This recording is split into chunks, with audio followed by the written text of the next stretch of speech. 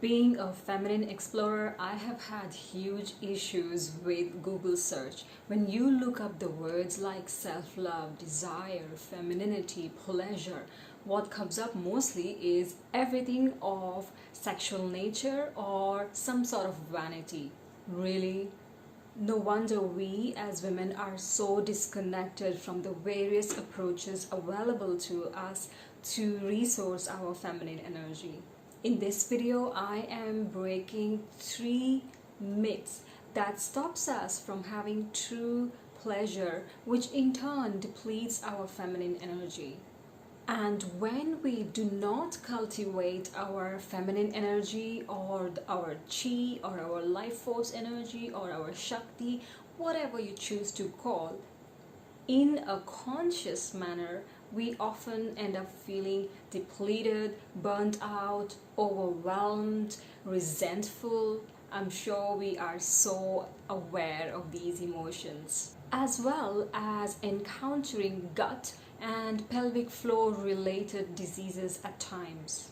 And it is high time, my dear sister, that we shift our patriarchal ways of living, that is pushing and rushing, and instead cultivate practices that will sustain our being as well as our sanity. Welcome to my channel. My name is Jonita D'Souza and I am the creatress of Exploring Femininity, which is a movement for modern day busy women just like you and me to reconnect with the ancient feminine wisdom that we already have within ourselves so that we can create a life that is fulfilling, nourishing, energizing, vitality filled, as well as pleasurable.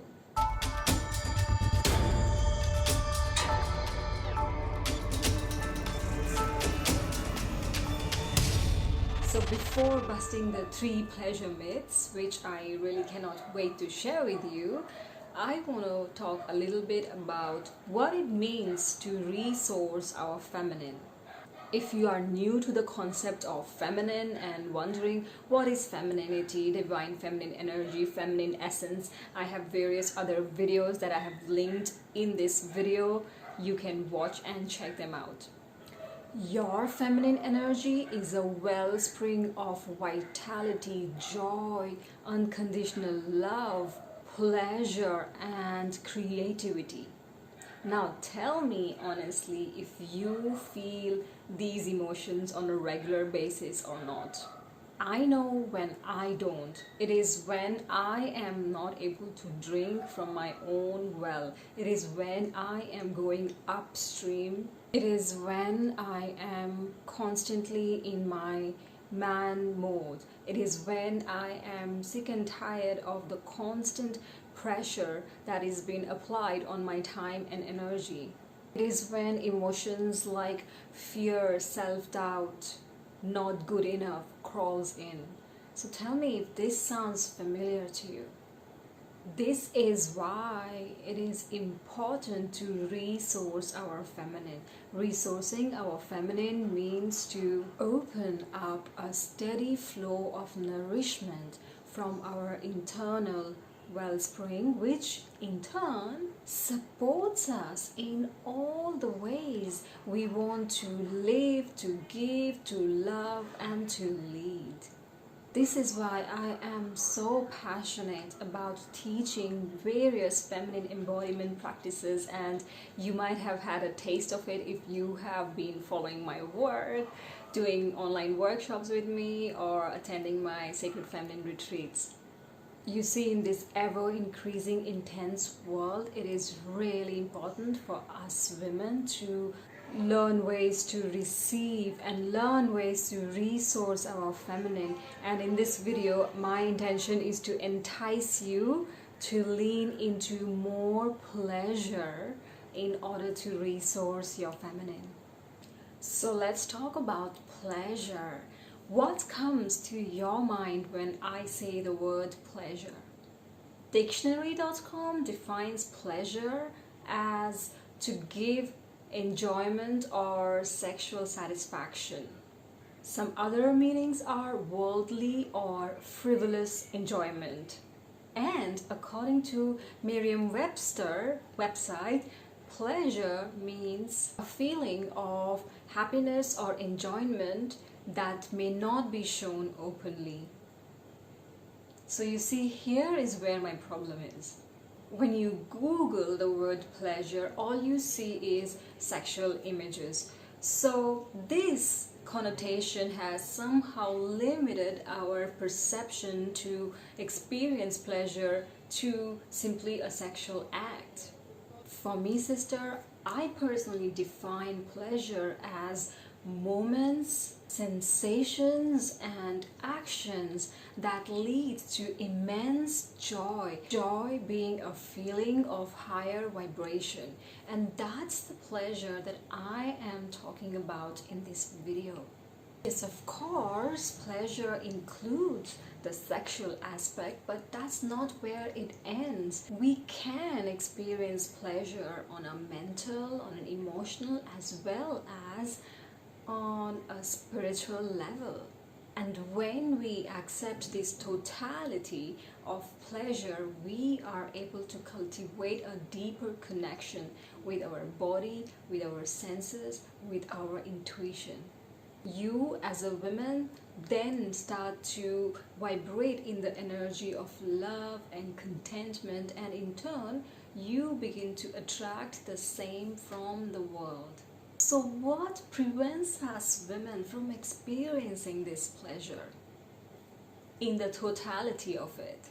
Well, our conditioning. So let's talk about the 3 pleasure myths and bust them once for all. Myth number 1, pleasure equals having more. We are a society addicted to consumption, and often we think that pleasure means to have more of, to buy more stuff, to have more food to eat, to drink more, to have more sex. Yes, there is nothing wrong in wanting to have more, but that's a very limited way of thinking about pleasure, which in turn, towards the end, leaves us feeling guilty. You see, I call it as fake pleasure because yes, you experience pleasure, but that is for a very short moment, and then you end up feeling guilty, deprived, or even numb. For example, in the past, when I wanted to give myself some moments of pleasure, I would treat myself to a glass of wine. And of course, the first glass leads to the second, and the next, and the next, you know what I mean. And you end up finishing the entire bottle. And what happens next day?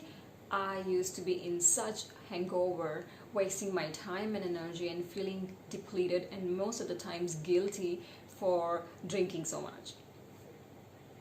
So yes, I did experience pleasure, I had a good time, but then towards the end, that is next day, I had to start from minus to 0 and then work my way up to feeling good again. So here is where I am inviting you to shift your belief about pleasure and really analyze between false pleasure and true pleasure. True pleasure is not about having more. True pleasure is something that makes you move forward, that makes you feel more vitality in your being.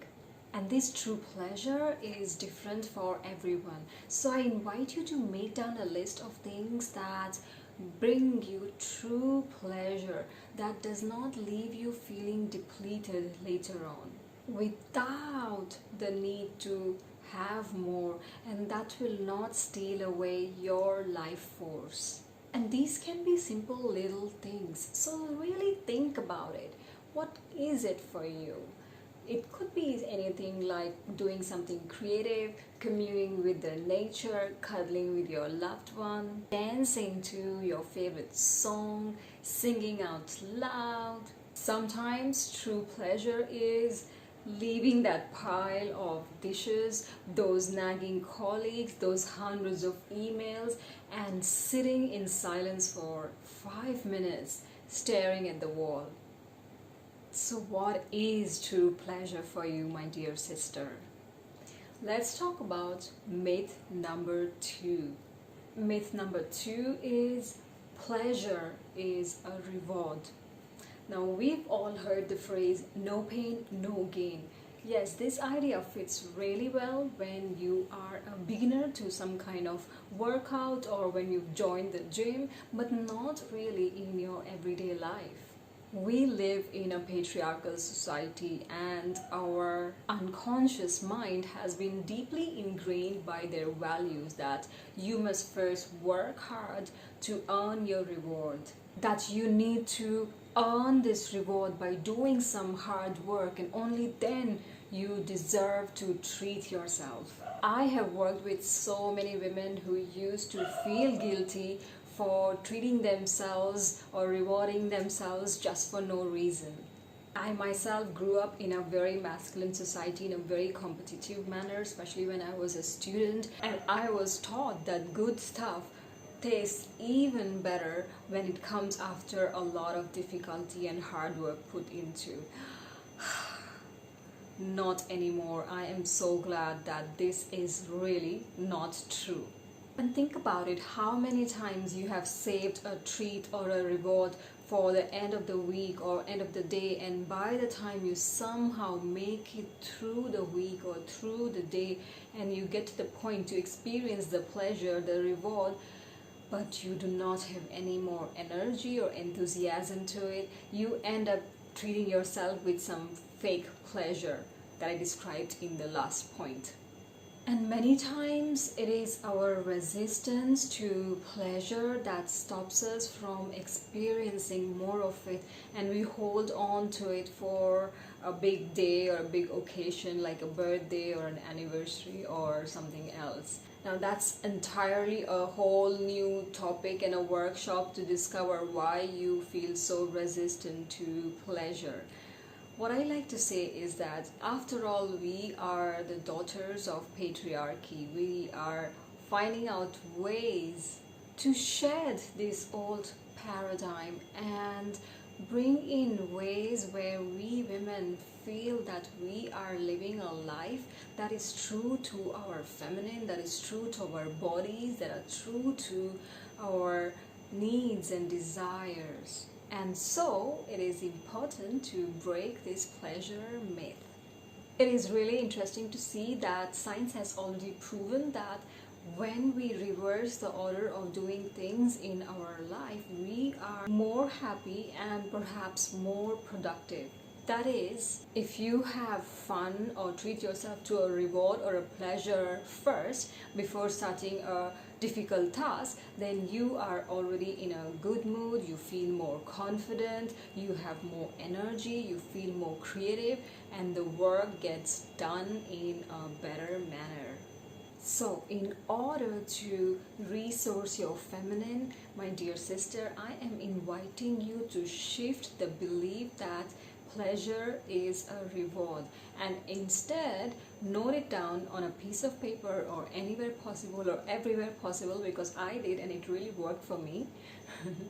So instead, begin to tune into pleasure as the source, not the reward. Of course, it is nice to get a reward after a hard day or a difficult or a big project, but when you intentionally choose to gift yourself with some or sorts of pleasure, specifically tuning into your body and connecting with your senses, then beginning your day or task, you will continue to resource your feminine and not feel depleted. Let's talk about the third pleasure myth. The third pleasure myth is pleasure equals expense, and this kind of correlates with the first myth that we spoke about, pleasure equals having more. True pleasure is not defined by what you can get, but what you already have. True pleasure is not defined by an experience that is outside of yourself and given to you by something or someone. Pleasure is always available to us. We need to learn to cultivate it, and your pleasure has very little to do with whatever is happening outside of you. I know you might not like the sound of it, but your ability to experience pleasure has very little to do with your external situation, circumstance, and has got a lot to do with the quality of your presence. Now, I know this may trigger some of you, but this is how you can resource your feminine. Your ability to experience pleasure directly depends with the quality of presence that you can give to yourself. So yes, sister, I am inviting you to become the guardian of your very precious, your very sacred, your inevitable quality, your very precious resource, your presence. In my Sacred Feminine retreats, as part of our morning movement practice, we do something called Feminine Rising Movement, where I guide women to become really present with each and every part of their bodies, with their sound, touch, breath, and movement. Towards the end, I always witness their faces, their energies becoming truly radiant. They all look so nourished. It's a very profound experience, and this experience comes from the quality of their presence. So you see, sister, pleasure does not equal expense. You can give yourself immense pleasure by becoming really fully present to your sacred body, with your touch, with your breath, with your gentle stroke. And as weird as it sounds, giving yourself gentle stroke and touch really calms your nervous system, and you begin to instantly feel good.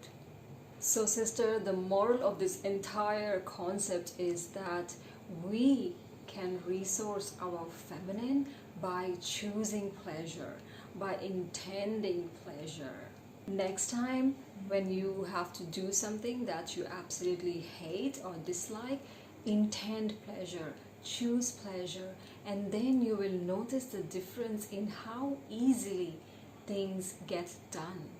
Pleasure is a decision, and just like abundance, pleasure comes to those who notice it, who cultivate it, who appreciate it, who intend it, who choose it, who celebrate it. And your feminine totally deserves all the pleasure that is available. A woman resourced in her feminine is a medicine to this world, and such a woman gives by simply being. And that's the beauty of intending, choosing pleasure in our day-to-day lives, in our day-to-day chores, and you can be that person. So sister, share with me if you resonated with these 3 pleasure myths, if you have caught yourself in these 3 pleasure myths. I know I have done this before, and I constantly keep reminding myself that I don't fall into these false teachings. And also share with me what is the shift that needs to happen in your perspective for you to use or start using pleasure to resource your feminine. Share with me in the comments. I look forward to interacting with you. Until next time, choose pleasure.